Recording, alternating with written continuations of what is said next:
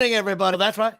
I'm your host, Jimmy Palumbo, show number 81. I can't believe I've done this 81 times of average podcasting. That's my new book. Look it up on Amazon. How to do an average to below average podcast in 81 weeks or less. That's the Jimmy Palumbo show. But of course, I'm live here with show number 81 with the main man behind the glass, Chris Gucci from Mojo app and Chop Sports. Chris Gucci, of course, is part of Chop Sports, which has left me in the cold. Oh, stop with that. Come I on, am the bro. I became Joey Gallo in 3 months over there. I went from LeBron liaison So then Joey Gallo. basically what happens is that means Joey Gallo really turned it around once he got left in the dust by the Yankees. So that means that the resurrection he is did. pending. You're right. He turned it around. He went from 165 to 181. Yeah, I know. But this is show number 81, Chris, who's been with me from the very beginning at Chop Sports and the Mojo app, which does fantasy. How do you word that? No, it's Not the fantasy. sports. It's the sports stock market. It's if you want to Sports invest stock in a market. Go player, check you it out. invest It's in a really player. cool for you crazy football fans. It's awesome. But all right, listen, show number 81. As you well know, those of you scoring at home, I usually do the show number with a uniform number. Most of you are following me along know that.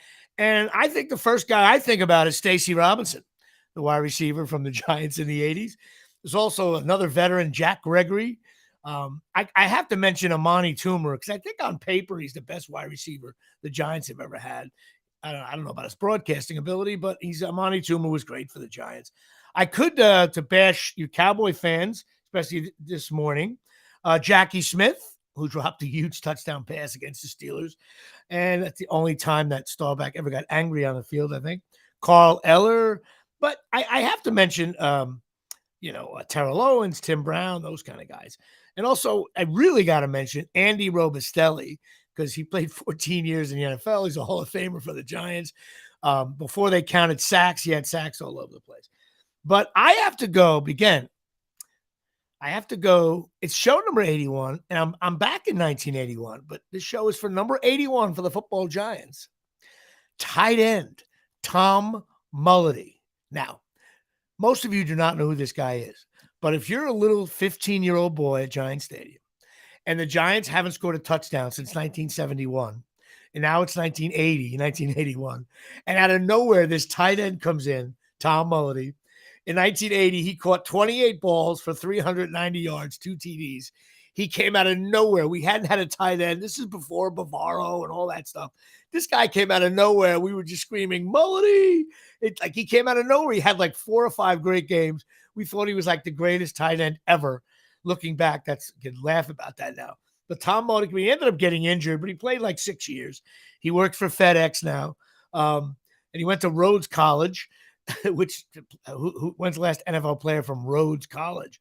But I mean, this guy, when you're a little 16-year-old kid and you were dying for trying to prove to your older uncles that the Giants are going to be good, they're going to be good, but they were losers. And then all of a sudden, this guy Mulledy starts catching balls from Phil Simms. Simms was a shaky kind of start there. So I realized, you know what? I just love Tom Mulledy. I always say his name when I'm kidding around about bad Giants. And Tom Mulledy, number 81, football Giants. Good one. No, I've never heard of him. I'm one of those people, but good story. That's okay. I guess that's okay. You weren't born yet. You weren't born yet. Yeah, 81. Yeah, I was not. That was the year before my time. So I was watching Tom Mulledy, and Chop Sports was in its embryo, literally. My guy is probably going to be obvious to you. I know you know. You look at all the Packers before you do this, so you could avoid some guys for me. And I appreciate it because it's the Super Bowl MVP, the only real, I think, special team Super Bowl MVP in history, Desmond Howard, number 81, single-handedly carried the Packers through the Super Bowl season with Brett Favre and the really unsung hero. He had 2 kick returns against the 49ers in the playoffs, 4 touchdowns, 1 a punt, 1 a kick, and then he had one right after half and one right before half in the Super Bowl. So Desmond Howard. All right. So we got, Tom Mulledy and Desmond Howard. That's very interesting. Did you leave somebody else out that I'm missing? I thought, you know what?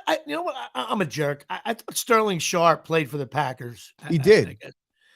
And I but thought he did well for he them. was number 84. But it says 81 on the list. At one point he must have had that number. I saw it. It came up. By the way, 81. There's tons of great guys. Yeah, it was an easy number. But that's it. Listen, Desmond Howard and Tom Mullity. I'm sure Tom Mullity's at home listening from his FedEx office. And that's it. So, of course, I got to start by Patreon. My lovely Patreon followers: Alex Tetsena, Mary Eileen Riccardi, Big George Demosi, Mike Demosi, my mom, my cousin Joey, Rob Pastor, Capasig, James Kanowitz, who's helping me redesign my website. I'm going to have a new website coming up soon. That's going to be designed with a little help from James and also my new social media gal. I assume I'm coming live on Facebook, Instagram, not Instagram, Twitter, TikTok, not TikTok, whatever the hell they are, LinkedIn. Everything's good over there. I have her in the office today. How about that? All good? All right. My sister did not text me yet. Jimmy Riccardi, my nephew, John Henry Riccardi, Eric Palumbo, my nephew, Mike Caprio, Cornhole Level, Frank Palumbo, who is donating a lot more than the other clowns, and Daryl Clark, my LSU buddy down there in Louisiana. Jimmy referred to you all as the other clowns, so that's it. That is good. So those are my lovely Patreon subscribers. I love them. Thank you. Please go on Instagram and TikTok and Facebook. I posted a pretty funny TikTok thing. I don't know if you saw it regarding the Rutgers game. It's got a lot of hits. And also do all that stuff. Please click on that. And now, of course, it's time for my favorite part of the show. My weight control section here. Sponsored by Absolute Eyewear, the best sponsor of all time. 42 Main Street, Woodbridge, New Jersey, 732-326-3937. Craig and Johnine, opticians, family owned. You got to go check it out. They got everything. Prescription eyewear, sunglasses, everything's done in the studio. Glasses for the kids, contacts, eye exams. Ladies and gentlemen, glasses available at Absolute Eyewear.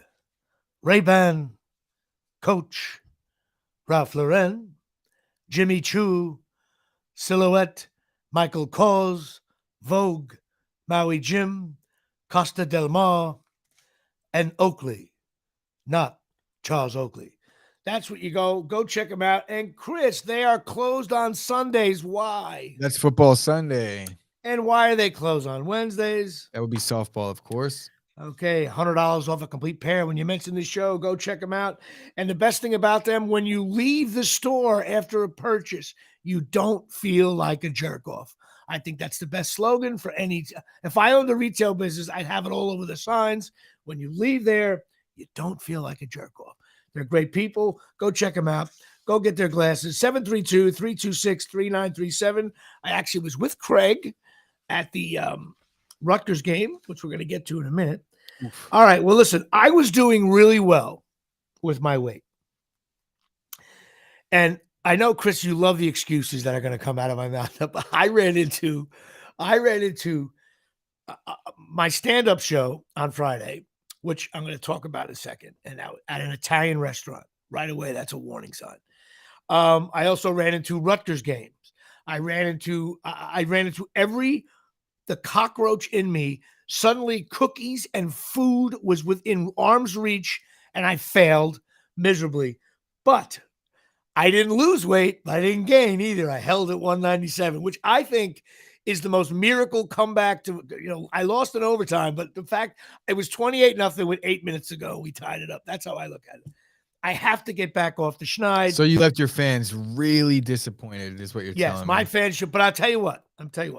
And this is normally I don't want to make this weight segment a big thing, but I'm actually happy I'm doing this. You know why? I'm really convinced because all week long I do think about what I'm eating. Okay, sometimes, for the most part, occasionally, but I really think if I didn't have this segment, I would be 225 pounds. I have no doubt about it. Like I'm drinking light beers. Maybe there's just nothing you could do. No matter what you do from this point on, you're not going to be any more than 197. But you certainly, by the sound of things, you're not going to be any less either. No, it's not going well. It's not going anywhere. And again, this is self-loathing here live on Tuesday. I hate myself today. Like I said, I want to fire everybody.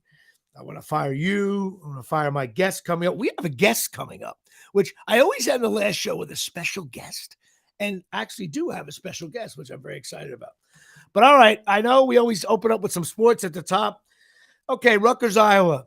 It's time for me to be the one Rutgers fan that's going to hold this all together. Everybody was very disappointed. We lost to Iowa. It was a great atmosphere. I brought my daughter and her 3 friends. Imagine me in a car with 4 13-year-old girls, all excited about Rutgers. They were videotaping stuff. The band was out there. They had music, fireworks. It was awesome. Of course, I got one complaint. Everyone's still partying in the parking lot. And almost at the start of the game, like there's no one in there. Then it filled up pretty quick with students. Listen, everybody's, Iowa, this was a winnable game. And everybody's like, Iowa's not that good. Well, I'll tell you one thing. Everybody's forgetting.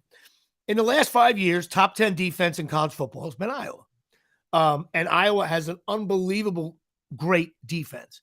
And Rutgers struggled at times. But there were 2 plays in the game. And I hate when people say this. Oh, 2 plays change the game. Well, let me tell you something. These were the 2 plays. An interception at the 50-yard line. And if you watch the highlight, the guy did an over-the-head catch of a pass. In other words, you can't even really call it that bad of a pass. A great leaping, and then he stayed on his feet, wiggled all the way around, and scored a touchdown. A great play by the guy. Can't take it away from him. So, boom. It was 3-0 Rutgers, then it's 7-3. Couple of plays later, Rutgers on a 3rd and 8, I think it was, hits a guy in a slant, going to get the first down, get out of deep territory, out to like the 25 or 30. He gets hit. The ball pops up right into a running back, completely Herman Edwards-esque. And even as the fans were cheering for a first down, it was 14-3. And you don't recover from that. And it stayed 14-3 for a long time. If you didn't see the score in the corner of your screen, you'd be like, wow, this is a good old-fashioned Big Ten dogfight. And Rutgers played sloppy. The quarterback play, he had some pressure on him. Listen, the backup quarterbacks were not available. And Shiano said only in an emergency, which means they probably just would have handed the ball off or put a non-scholarship kid in. So Wimsatt and Vedral were unavailable. I don't think it was that bad. I was disappointed that we lost, but the game itself, yeah, maybe it looked bad on TV. There was no scoring, but that's been going on for 2 years at Rutgers. I think we fought hard. We fought hard to the buzzer.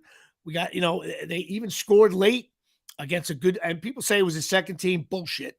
The Rutgers played hard. They fought hard. Iowa's better. Look, the bottom line is they're 2-1. Next week's a guaranteed loss, Ohio State. And then you got Nebraska at home, and that's another winnable game. So you know what, Rutgers? Don't get blown out against Ohio State and go and beat Nebraska, and you'll be now 4-2, and there you go. Another thing is, I predict 3-2. Rutgers. What are they? Yeah, they're 3-0 now. They'll be 4-2. They're 2-1. What am I saying? 3-0. I'm thinking the other way around. The the Rutgers won 3 games. Now they're 3. Right, they beat Wagner, Boston College, and Temple. They're 3-2 now. 3-1. They lose to Ohio State. Fair. You did the math wrong early. You said 2-0. Okay. Bottom line is lose to Ohio State, beat Nebraska, you're 4-2. We move forward. I predict against Ohio State. You ready for this? Mm-hmm. I think Rutgers is going to score 21 points or more, but we're going to give up maybe 65 points or more. I think Iowa's defense is better than Ohio State. You heard it here first. Anyway. Way. Yep. Okay, you watch. This team's given up like no points all year, bro. They've given up 23 points in 4 games. Anyway, you'll see. Temple, of course, won again. I think Temple and Iowa are better than people say. So my bottom line is it's not all doom and gloom. Now we'll move on to the football giants. Wow, this was just the poster boy for what I've been saying for 81 weeks on this show. What a brutal game. Two stinks. They'll be on the stinks list. 2 not good teams. The game was 6-3. I was at the bar working, had the game on, watched it while I was serving drinks. It was 3-0, 6. It was 6-3 for hours. Then it was 6-6 for hours. People like left. I'm gonna go. People were watching the Yankee game for Judge. It wasn't. These teams stink. Cooper Rush, I was like, oh, he had a great game. Yeah, because he did nothing. The Giants missed a field goal. The Giants aren't. They have one good player. It's Barkley. Jones on a really good team, Jones would be serviceable. That's what it is. He was rushed all night. I would say that the storyline, obviously, is the Cowboys put a huge rush on him for sure. Parsons, no sacks because they had 5 guys on him. I would have had 2 sacks playing. The kid's great. And I just thought it was the Giants stink. I don't think the Cowboys are that good. It was just a bad NFL game. Sloppy, offsides, penalty, clock management. The fact that Giants got the ball back with 1:45 down by 7. And in the NFL, that's death. I don't care if I'm quarterbacking. The guy tried to go out of bounds. He went out of bounds, stopped the clock. Oh, my God. And the interception, the player would have been wide open, except he slipped. And that's why Diggs picked it off. So it would have been like a first down at the 50-yard. But the Giants. Yeah, no, I agree with that 100%. They got away with one there. So anyway, which brings me to our beloved Stinks list. And that is sponsored by your friend and mine, cornholelevel.com. That's right. Go to cornholelevel.com. You know why, Chris? If you got a cornhole board in your backyard and it's on a wrong angle, like I'm going to have my guest on here in a little bit, and he's going to know because he's younger than us. And he's going to know that when you go to someone's house and their cornhole board is all twisted, you just get this cornhole lever, you put it on the hole, you do it to and fro. Perfect, Chris.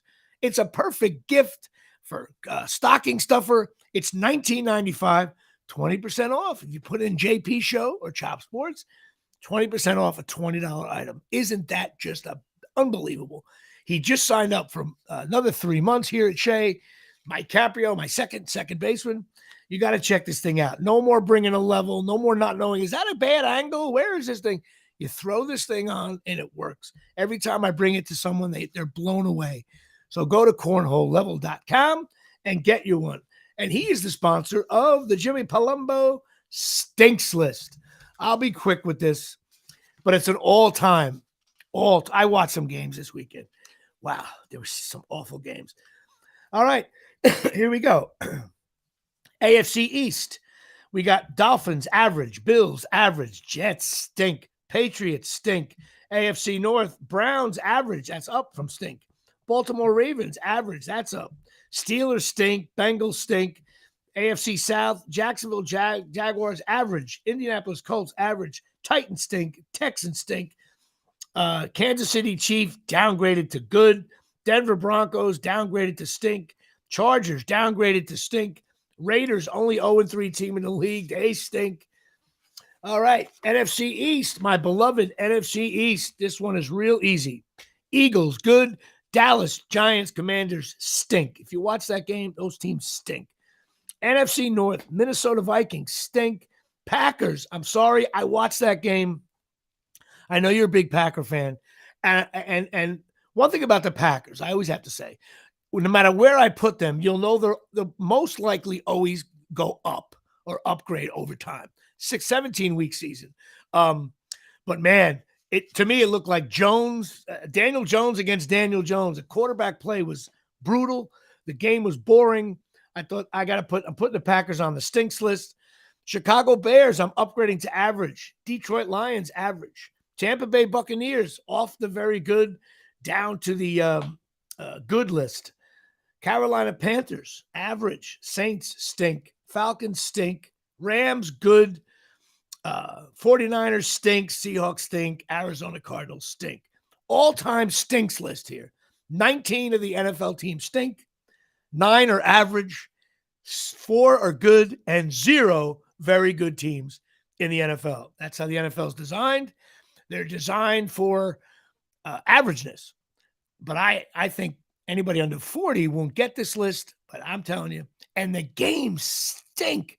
Oh, my God. The only thing that makes the games good is the score. So, yeah, if it's 21-all with a minute to go, that's a great game.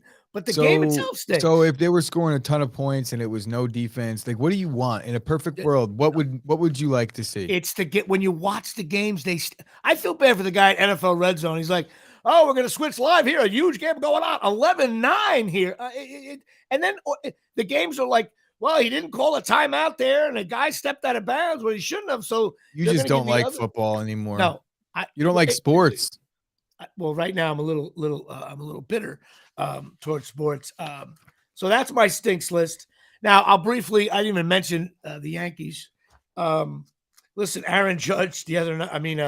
Giancarlo Stanton had an awesome game a week ago.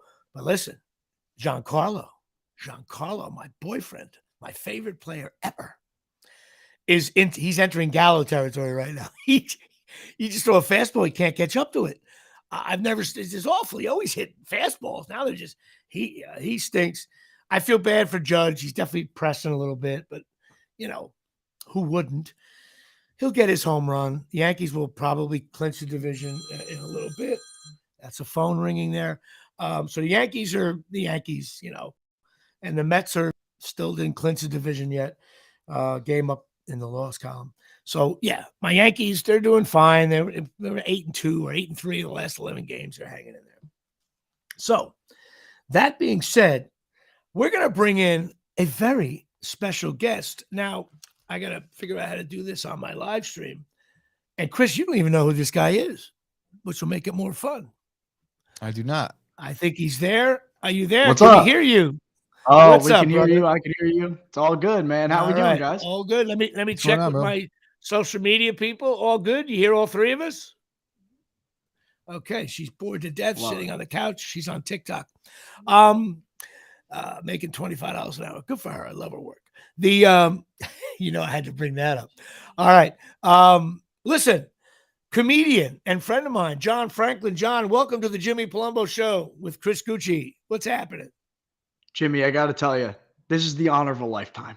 This is the best thing I've done all day today. So I'm stoked to be here. I'm doing great. I'm glad we got to listen in about the Giants being terrible, the Yankees doing all right.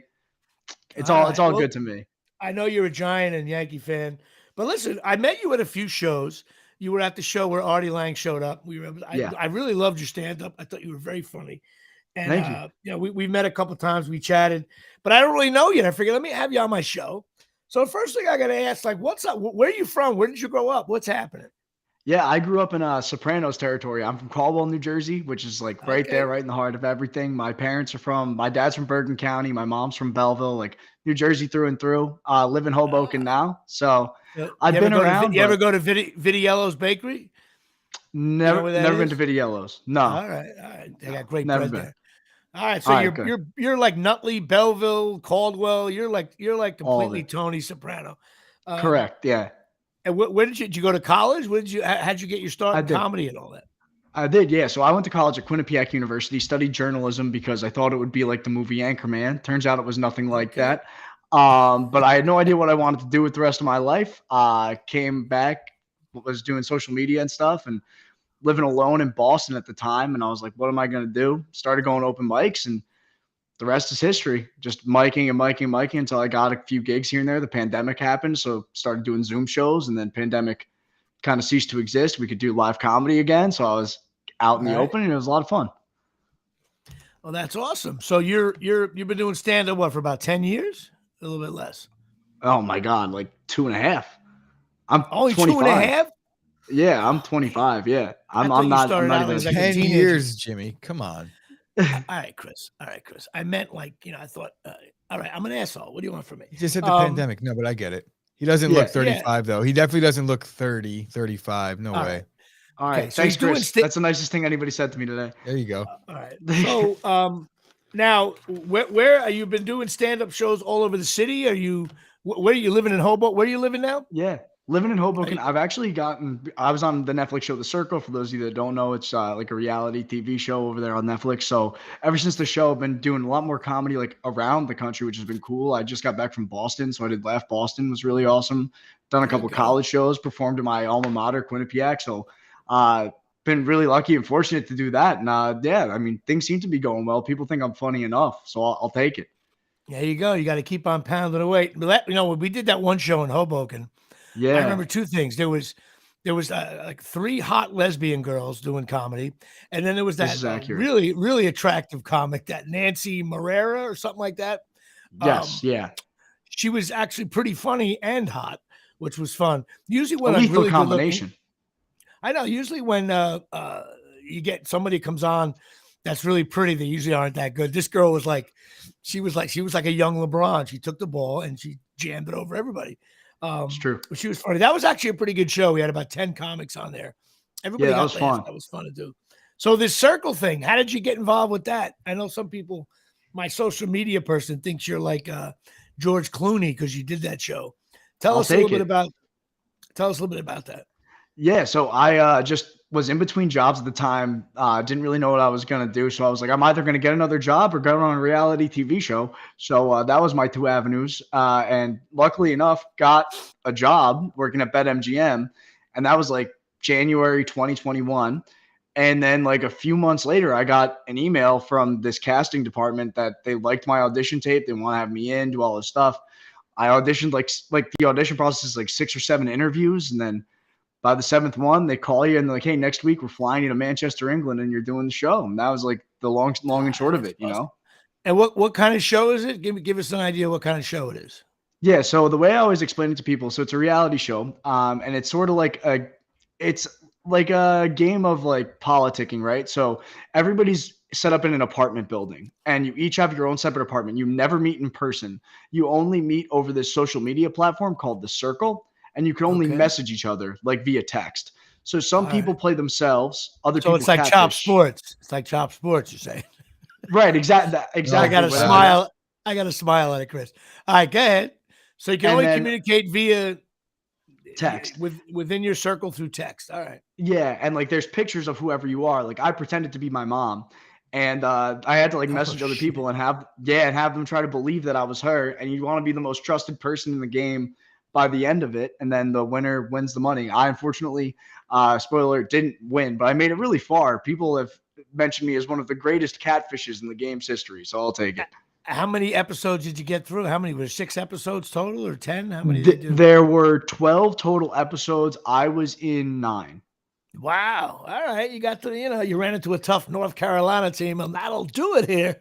Exactly. Right, I was like that. I was that 06 George Mason team where people are like, how are they still doing it? And then all of a sudden, like at the end, they're like, oh, they just hadn't run into Villanova yet. And then it just like completely took me down. So now you do a lot of social media. Yes. What you do, whether you do social media on the side or comedy on the side, you work for the BetMGM place. Now, what exactly do you do there? Yeah, so what I do is I'm like our digital video person. So basically what that means is anytime you see a video on Instagram, Twitter, any of that good stuff, and there's a host, I'm your guy. So I'm traveling a lot, going to a lot of different NFL games, a lot of different sports games, meeting a lot of athletes, doing things like that. And just on a day-to-day, just making any sort of video-based content. Well, I think, Chris, doesn't Chop does some BetMGM things? We have to get John in bed with Chop. We had something going on with BetMGM early on, but it kind of it was one of those link things. You could see it everywhere on Yahoo, and it wasn't really working out for us. You know the deal with those things. Right. Yeah. Where but now we're with Mojo. I think Mojo might be involved with BetMGM. So we're doing a YouTube show for them, the Morning Mojo, the Morning Market Report, Monday through Friday. So you probably know a little bit about it, the sports stock market. Like you could buy my objective here, fantasy, right? Yeah, my objective here stock market. It's like Robinhood meets DraftKings, essentially. Yeah, exactly. At MGM. I want to make it where I get other people in bed together so they can make money. Just as long as the rule is, though, in this reality show called the Jimmy Palumbo Show, is everyone else makes money except for the Jimmy Palumbo guy, and they circle around me making money. I like it. And then at the end, I end up in the poorhouse. That's the way the show ends. But maybe you guys have some kind of business connection. You're not going to get a 20% for anything? You're not the agent in a given situation? Jimmy's looking to get some brokered fees. I get a huge. I was a huge part. Jimmy, your stipend is in the mail. Your stipend is in the mail right now. Oh yeah, go check the mailbox. I was a huge part I was a huge part of like, Chop Sports. I feel like, now I feel like Tom Mulledy there now, which is a reference to the beginning of the show. Great callback. But, great callback. there I you liked go. it. See, you like that callback. Yeah. Well, listen, that's cool. Maybe you guys can exchange numbers. Maybe there's something you guys can do there or something. I don't know. Maybe not. I will. Well, after the show, we'll do that. So let me ask you. Adorable. Thank you so much, Jimmy. Now, like, I feel like we're being hooked up on a date right now. Yeah, this is I'll it. text you later. Perfect. Sounds good. Though. Live on YouTube though. No, we will have a conversation. Hey, listen, you know what? I'm still the liaison. And you've done very well with my liaison work. No, you're not wrong. You're not wrong. I still lead the league. You saw, like, my interest was peaked as soon as I started hearing, BetMGM. I was like, all right. I know. Maybe I saw you. I heard units. I saw that little little dimples, that little smile. Listen, I'm the all-time assist leader at Chop Sports. It's not even close. Amazing. All you got to do is put your stick down and the puck's coming there, bro. I mean, how many goals do you have because of the great Jimmy Palumbo? That's right. Here at show number 81. So let me ask you, first of all, wasn't it cool? What'd you think about meeting Artie Lang when we did that show in Hoboken? See, I didn't know he was there. And I go up on stage. I think I did like 9 minutes or something. And I came off and I get a good job from a guy who I've only ever seen on specials, like all the clips on social media, the Howard Stern stuff. Like, Artie's a legend, dude. I mean, like, beer league. You know what's cool? You know what's cool about that? I was watching him because he came in really kind of unassuming. He went right to the back. It's not that big of a room. And he was really intently watching the comedians because I don't think Artie has watched live comedy in 3.5 years. So right. I shouldn't say that. 3 years, really. He was lasered in listening to everybody. And with comics, and I do it too, you do it too. Like, comics are a bad audience. Like, when you were on stage, I'm watching, like, where's he going with this? What's his deal? Look at the timing. His pay. Like, we just look at things differently. Different. Like the way, Peyton Manning and Eli watch a football game. It's like you just think. Exactly. You're not really. Actually, sometimes you miss the joke. And all you're listening for is audience laughter. Exactly. And you go like, and then all of a sudden you're like, I don't even know what the punchline was, but I knew he was doing a bit and it worked. So Artie was watching real intense. So he definitely watched your set for sure. I knew he had some nice things to say. Yeah, we talked after and like we were kind of like circled up, I think, if you remember. And I remember Artie had mentioned like a specific one of my bits that he really liked. And that was next level cool because I never, I'm only a couple of years into this, and to be getting a compliment from Artie about it was cool. It was cool. Like, something I've written is like, that is next level. And it's cool that he's local in Hoboken, and it was nice to see him out and about and doing his thing because like he is just such a legend, and it's so cool to get to meet him. Yeah, Artie was a big part of my life, showbiz wise, and even as a friend. It's good to see him out. We wish Artie well. Let me ask you, who are some of your, besides Artie, who are some of your influences? Biggest one forever and always will be Norm Macdonald. Norm is like my all-time favorite. Yeah, like when I first started watching, maybe 10 years old, watching old Norm Macdonald, like Weekend Update clips. I don't even know if I even knew what the jokes were or if they were funny, but I just remember being like, this is what I wanted to do. And then just like always finding those, like, he had such a nuanced way of doing comedy, and like his storytelling, even if it wasn't necessarily real stories, like they were just so enthralling and encapsulating. I loved it. He had the ability listen, he had the ability to be on stage or on a talk show and tell a very long story and keep you right there. Perhaps was even boring, and he would link it along, and then it would end like with like a butterfly moment, which I know from being on stage that's hard to do. I wouldn't call myself a huge. I met Norm a few times. I wouldn't call myself a huge fan of his style of comedy, although he was certainly great. But what he did at the end of his life, I think is like legendary. He was dying. He knew it. Yeah. So he decided to do a setup just like this and do his final stand-up show because he didn't want anybody to know he was dying because he thought it would affect his stand-up. Like, talk about like, that to me is like legendary. Where you're like, you know what I mean, Chris? Like, that's a badass. That's I mean, no pun, but the Jordan flu game. That's like a legendary performance in comedy for sure. Yep. And I think that was really cool. And even though it was like really kind of shitty production, and then when it aired on Netflix, they had all the friends watching it for the first time. He kept it like he didn't even have a lot. No one even knew he was doing it, which is really cool. No, and I loved the thing I loved about watching everybody watch it was just seeing their nostalgia for like, oh, that's a classic Norm bit. Like, you know what I mean? Like I always said, like when he closed down Letterman on like the last Letterman show ever, that's like my favorite, I think, stand-up set ever. So it was just cool to see it one last time. God rest his soul. I know my influence, you know, of course now it's creepy now, but Louis C.K. I saw Louis C.K. in the early 90s. He was up there with a little notepad, and I thought he was so funny because he's incredible. He was like scatterbrained and all over the place, and he would say shit that you think but can't say publicly. And then of course, you know, he ran into some trouble the last couple of years, but his comedy. I'm also a big Bill Burr fan. I love Bill Burr. Love him. How could you not? Bill Burr is one of my inspiration. I love his I think he's got. I think his podcast is the best. You know why? I'm trying to imitate Bill Burr because he just turns a microphone and starts talking. I do a little bit, have some bits and stuff, but Bill Burr is just trying to be funny and ball breaking. I once sat through like 20 minutes of a Bill Burr podcast where he just put the mic down and walked away and like did something else and then came back and was like, "Hey, all right, I'm back." And I sat there. I was like, "What am I doing right now?" I know. Like you hear the chair squeaking, you hear the dogs barking, his wife's coming in. I'm doing a show, honey. Like, I don't know. There's something. I don't know. It's like Bill Burr's, and he does that like Monday morning. He does like 1 20-minute show, and then when he's directing a movie now, I think. And I was able to work with him on that Staten Island show with Pete Davidson. And I hung out with him in the green room for like 4 hours. He was beat. He was laying on the floor, and I just started busting balls. And there was a couple of, I thought, jerk off comics in the room. I don't even know their names. And we just were talking about early 90s and starting out. And I was doing sketch, and he knew I knew Artie. We were talking about that. And, he kept on calling my name out. Jimmy Palumbo's here. You know, we had a lot of laughs. I'm like, he was just being funny. And that's when I asked him, "What's your process for the podcast?" He's like, "What do you mean?" That's what he says. I should have if I'd have brought my mic, I would have done it right here live while we have this break. And I'm like, anybody, it's a lesson learned. And I'm pontificating here, but I'm actually trying to educate myself as well. He just like turn the mic on and go. So if you're working on anything creative, just do it.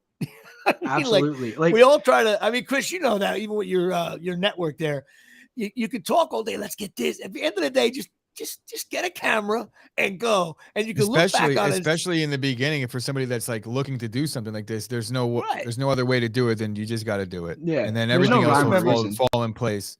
I mean, remember my first podcast was just me in a room with Dave, and I was just speaking. There was no host, a guest or foil, as I call Chris sometimes, and I was like talking in a real voice, like what the hell am I doing? And you guys with the Chop Sports, your first couple of podcasts were brutal. But the funny thing is, as much as they're brutal, though, you're still doing the same. Your talent was there, though. Just the idea is that in 2 years from now, I'll look back at this shit that I'm doing today and be like, "Oh, that's brutal." Was awful, that's the whole point. That's what we're doing here. You know, that's keep what. on moving forward. So I think Bill Burr is great at that.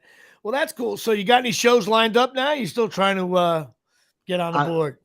Yeah, I'm still trying to get some stuff going. Right now, I got a few lined up coming up in the city. I got one at the Comedy Dojo in New Jersey on October 12th. But I was telling you earlier, Jimmy, before the show, that I'm lined up with weddings on weekends for the next like 2 weekends. So I got boyfriend duty, which is not the best to book shows around. Yeah. So I'm trying to book more. That's my goal. But for now, I got to get through the October. Where is the Comedy Dojo? I don't know about that place. I think that's Morristown. Somebody, whoever is running the show, just sent me a message and asked me to hop on it. So I said yes. I've never been to the dojo. When are you doing that? Maybe I'll go down there and bust your balls. October. That'd be 12th? Great. October 12th. I think it's a Wednesday. I think it's a Wednesday night. All right, shoot me a text on that. We'll go through it. I will. All right. Well, listen. You're my first guest, and I think, Chris, how many weeks? About 40 weeks. Months, probably. I'm going to go to guests. I'm going to do guests every week. I've decided to do that. Right. Have some comics on here. And listen, I appreciate you coming on. You know what? You might as well stay on the show. Why not? Who cares? It's my show. I get to do whatever I want. Speaking of stand up. I did. You'll appreciate this, John. I did stand up at in Warwick, New York. Okay, at an Italian restaurant, Silvio's. First of all, the front door, the people were already in the room. One of those deals you get like for so much money, you get a dinner and a show kind of deal. Real quaint. And Warwick, New York is beautiful. I think it's beautiful up there. I walked in the front door, but I didn't realize they have like 2 front doors. So I walked in the door, opened it up, and it entered into the room. Like, in other words, the microphone was 6 feet from the door, and there was a table. The door almost hit the guy. Like I literally walked into the guy's galamad. I was like, whoa, is this the right place? And they were looking at me like, who's this jerk? So we go in there, and this very attractive owner, the owner's wife, very pretty with the real Italian accent and everything. She put us in this room. That was me, Gene Trifolo, and Bobby Gonzo. Got it. 3 fat Italian guys in a little room. And this lady, I felt like I was in my Aunt Louise's kitchen. All they kept on doing was she just started bringing out food. And I was hungry. Big mistake. I'm eating meatballs, this, and Bobby Gonzo. We're all pigging out. And it was almost like she felt like, I got to feed the comics. We were eating. So I was like, oh my God, I'm going to throw up. I just ate like way too much food. I had a nice glass of Chianti. I'm like, I didn't even want to do the show. Like if she would have said, guys, we're not doing the show, I'd have been like, that's fine. I don't want to do it. I was, when you eat, Chris, you can't move. I was like, the agita, you got the itis, right. The itis. And I knew a part of the bit you heard, John. I try to lose weight every week, and I'm in this room with 2 other fat guys, and we're pigging out and laughing at how much we're eating. But it was really cool to do shows up there. If you ever get a chance to go to Warwick, New York, it's cool. End up in a nice – and before I went to a pub, I got there early, had a beer and a couple of mini burgers. I was like – nice. I had a bad weight day on Friday, very bad. Fat fuck. But, fat bastard day here at Shea. Let's see. Oh, another week went by and the Mets still haven't won a division. Coming up, I love that little side dig there here at Shea. My buddy Vinny's going to yell at me now. Plus, he's a Cowboy fan. He should be killing me right now. I don't know. He's not listening. I'm very bummed about that. I got a gig this Thursday in Scotch Plains at Green Park at 7 p.m. I'm also doing this Saturday night at Stand Up New York, 7 p.m. Guys, come on out. Taping like this TV show kind of thing that's going to stream and be packaged. I've never done that before. They're going to interview me and the other comics, and they're going to intertwine that with your stand-up. Should be pretty cool. And then I have a cool show on October 21 and 22, Friday and Saturday in Springfield, New Jersey. Maybe I can see if I can get you on that one, man. Maybe I get you to do some time. Yeah, that'd be great. Yeah, that'd be awesome. See what I can do there. But I need people too. You got to bring people. Yeah. No, I want to do a good job of selling that show out. It's in Springfield, starts at 9, Friday and Saturday night. Maybe Chris will come see me. I don't know.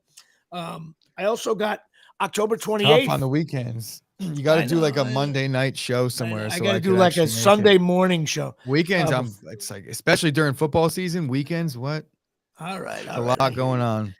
I'm doing Portobello's in Oakland, New Jersey on October 28th here at Shea.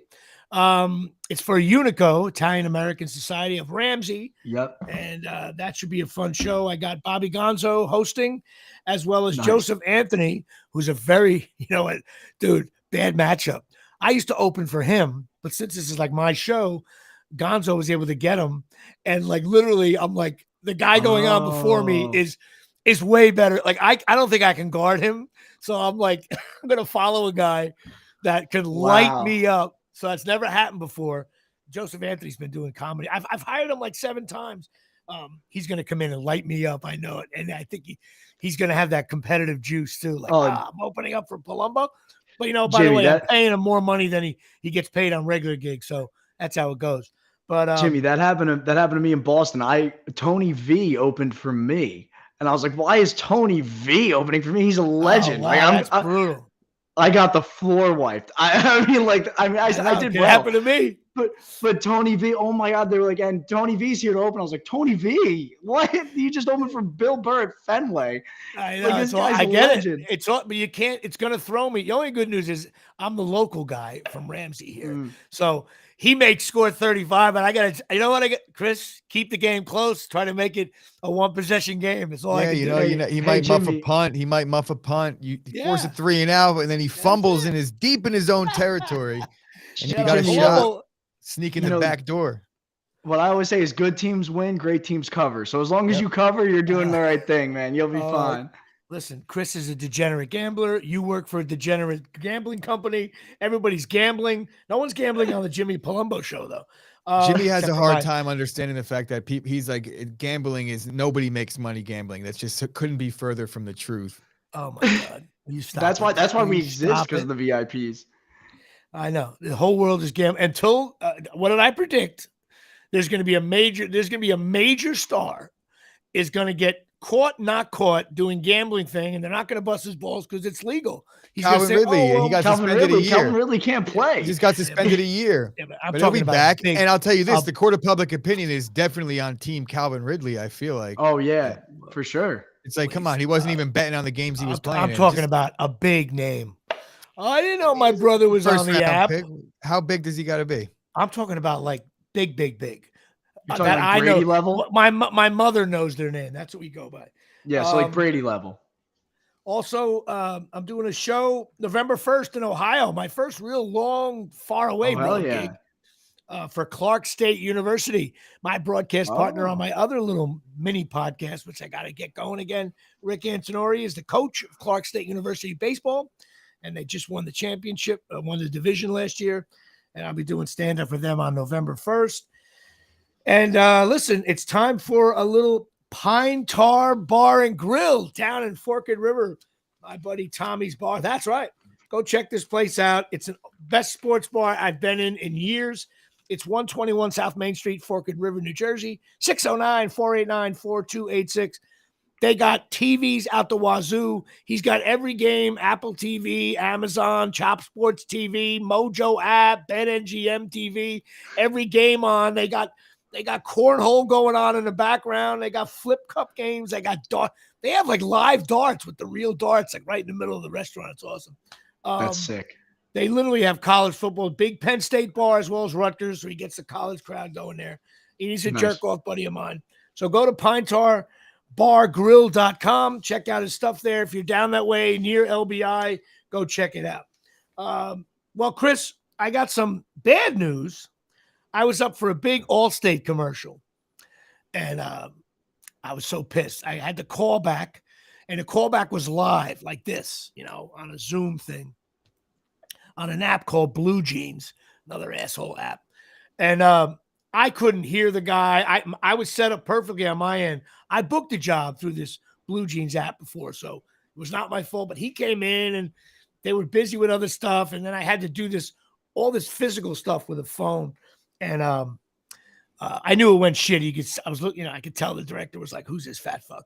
And I didn't get it. I got released. There's nothing worse getting that release, because I got the first phone call I got.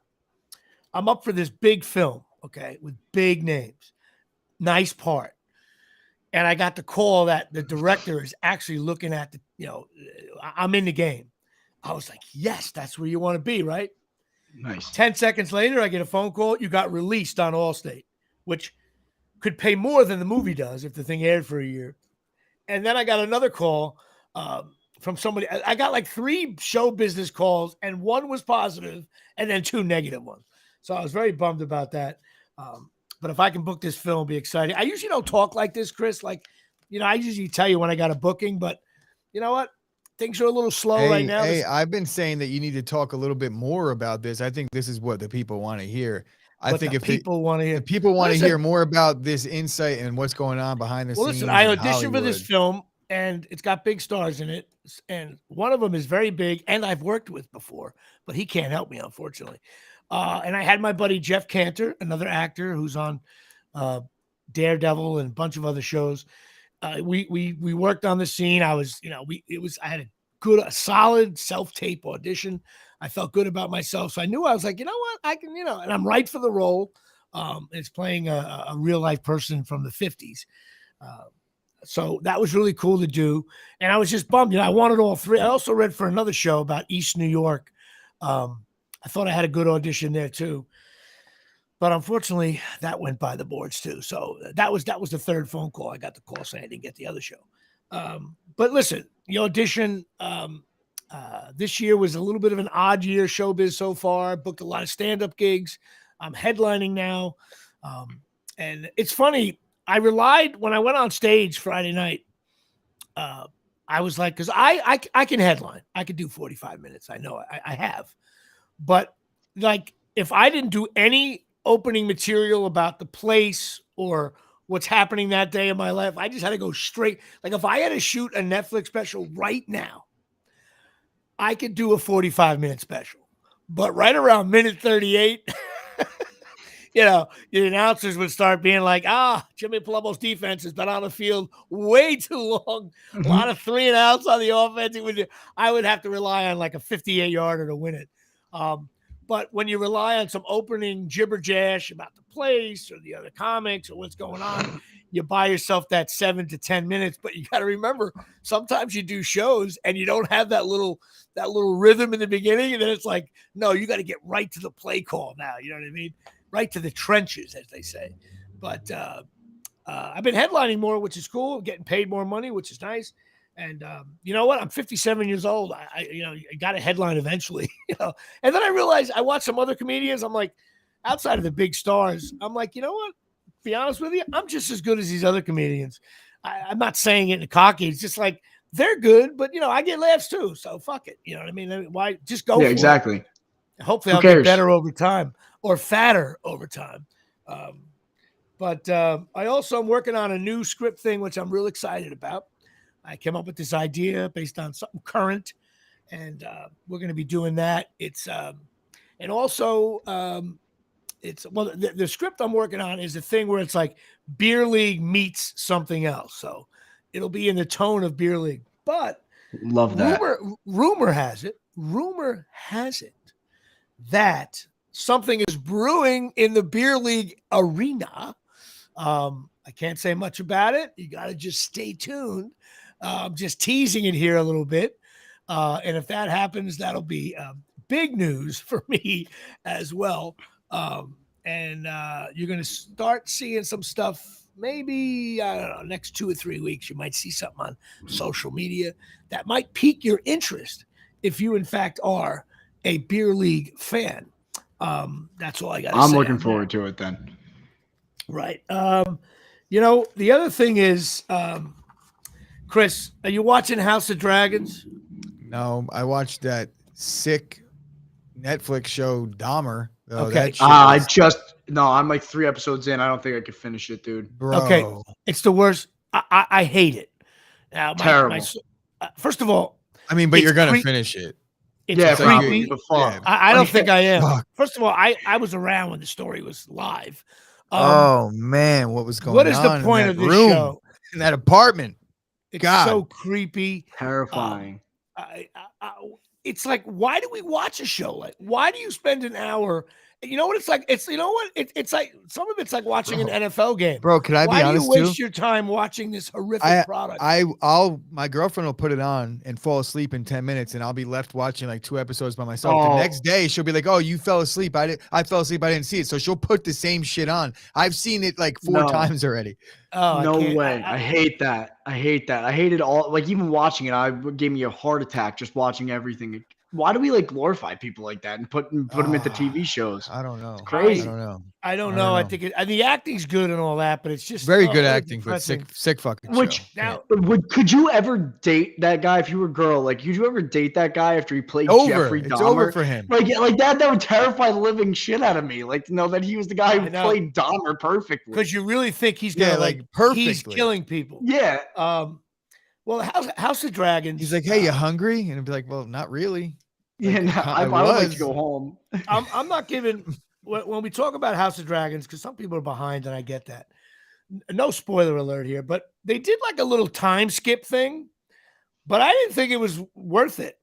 They skipped like 10 years. There's like different actresses. First of all, with all these names, Rhaenyra, Daenerys, Gamirius, Gulurius, you don't even know who the hell's who.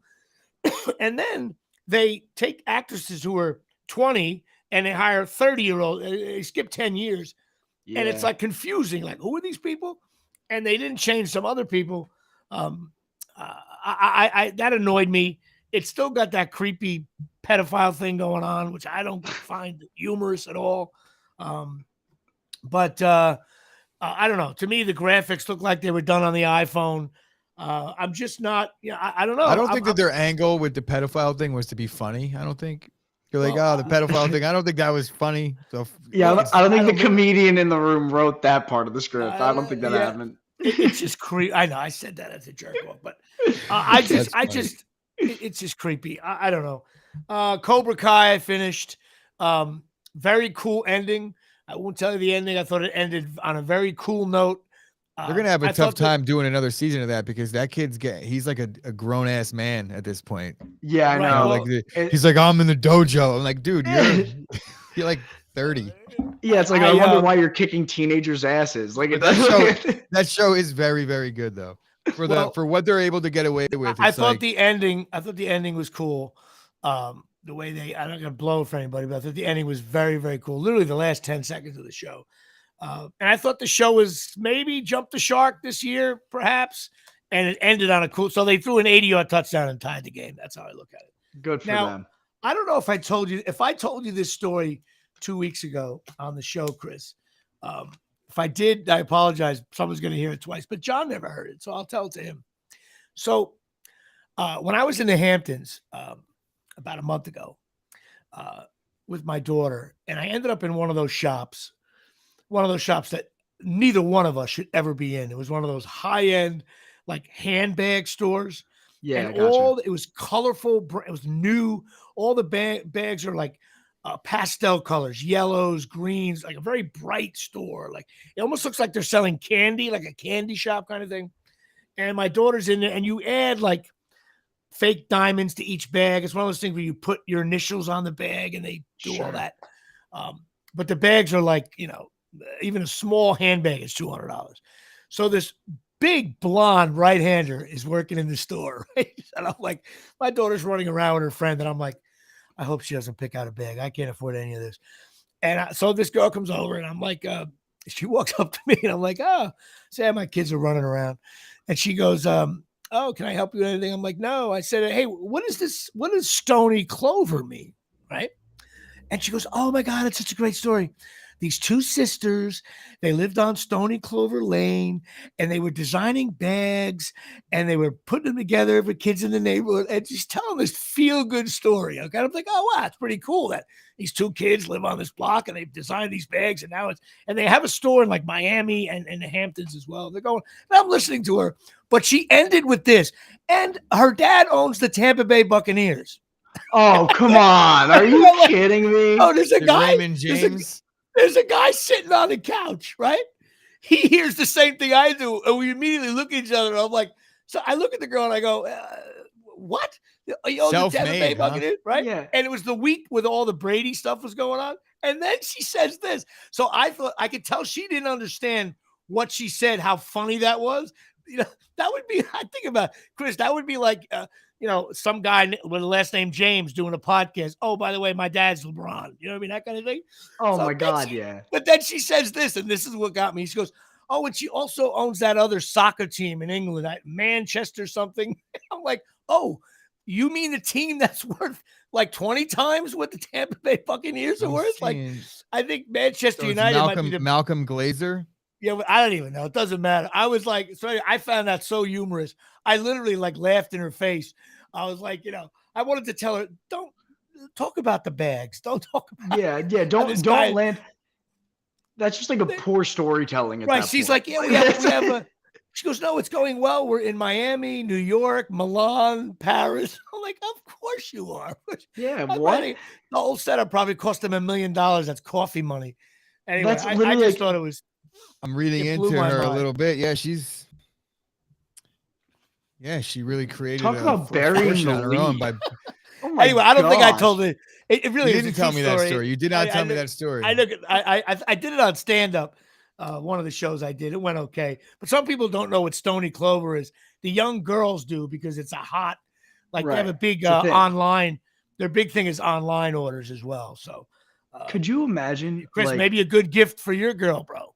So what, a $4,000? No, some of them are not that bad. You have to look it up. It's not all $4,000 bag. I could only imagine, like, if I had any idea, like, she could have had any idea in the world, and she had more financial backing than God. Like, you know what I mean? Like, she could have thought of anything, and it could have been a hit. Like, it could have been like the Jimmy Palumbo store, and you walk in, it's just me sitting in a chair. And you walk in and I call you a jerk off, then you leave. That's the store. That's the business right there. Yeah, and it's like when the end game, you don't really need the money. It's no, exactly. I get the feeling they're just gonna come home one day and go, Dad, I don't feel like doing this anymore. All right, let me close out the year lease I just signed.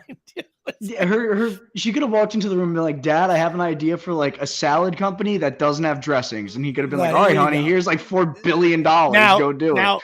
One disclaimer is, okay, I'm having fun with this, but I don't know who the two girls are, and I'm sure most probably they do break their ass for the company and they're working. Oh, of course. But it's just funny when you hear how she should have let off with, well, it's really interesting. The guy who owns the Tampa Bay Buccaneers lived on Stony Clover Lane, and he has two daughters, and they design bags. I would have gone along with that. So wait, did you really think that, all right, is Stony Clover Lane in the Hamptons? Did you think that there was like some like poverty story that just came from like the mean streets of the mean streets, the projects, the Hamptons projects. But I didn't expect a Tampa Bay Bucks owner either, so I guess you're right on that. But the best part was the guy. I looked at, when you hear something and you just look for the nearest male. Yes, and I looked to my left, and there was a guy who was it looked like George Clooney. Sitting on the couch with his dog, and we looked at each other and we immediately locked eyes. Like, and so when she walked away, he's like, "Did you hear that?" I said, "Yeah, I certainly did." He goes, "Oh, that changes things." Meanwhile, we both were at the counter. My daughter got a bag, but her grandmother paid for it, so God bless. And props to that guy who did the classic, like, guy goes to a store with his significant other, so he sits on the random couch in the middle of the department store. I'll give her that. That couch. I'll give her that. She put a couch in that store. There's nothing worse than when you go into a store with your girl. Oh, it's the worst. Nothing to sit on. I'm like, what am I supposed to fucking do right now? That's really what Marshalls and TJ Maxx nailed. There's enough places to sit around those places. You can never hurt your legs in a Marshalls or TJ Maxx. Yeah, absolutely right. Well, all right. That's going to conclude our show. First of all, John Franklin, how do people get to you? Find me on social media at _John Franklin _ on TikTok at John Franklin Comedy, and at any comedy club, hopefully in the near future, you'll come and find me. And Chris Gucci, how do we get to your thing? So my thing, that's a whole nother story in itself, but the Mojo, you could check out Mojo Market on YouTube. You could check out Chop Sports Media on YouTube, and you'll see a lot of me over there. Social media, I don't even do that shit that much. So check me out on YouTube. Mojo app. And Chris, guess what? Yeah, definitely download the Mojo app.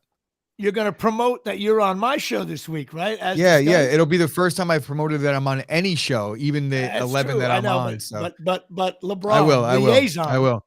So I'm going to do what you did in the beginning. I'll be like, when you need something promoted, I'm going to be like, okay, send me the link, send me the picture that I'm going to send that you need me posted, and I'm going to do all that. Well, it's funny. My social media girl is listening live. She's right there. And she's handling all that right now, although she's now sound asleep. No, I can do the link. I'll be okay. She's taking her nap.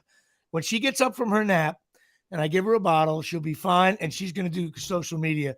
By the way, my TikTok video was done by my daughter this weekend at the Ruggers. Did you check it out yet, Chris? I saw it.